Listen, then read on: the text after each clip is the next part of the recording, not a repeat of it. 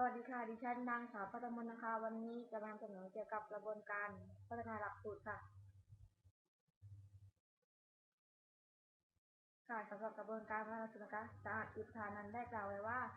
การพัฒนาหลักสูตรมีความครอบคลุมถึงการร่างหลักสูตรขึ้นมาใหม่และปรับปรุงหลักสูตรที่มีอยู่แล้วให้ดีขึ้นด้วยเมื่อพูดถึงหลักสูตรก็ควรจะคิดถึงหลักสูตรทั้งระบบนั้น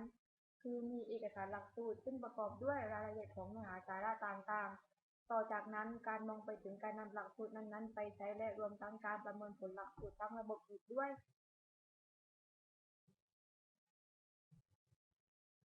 ขั้นตอนของการพัฒนาหลักสูตรนะคะมีดังต่อไปนี้ค่ะ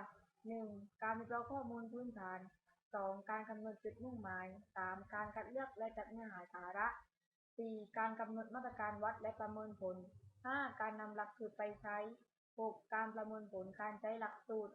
7การปรับปรุงแก้ไขหลักสูตร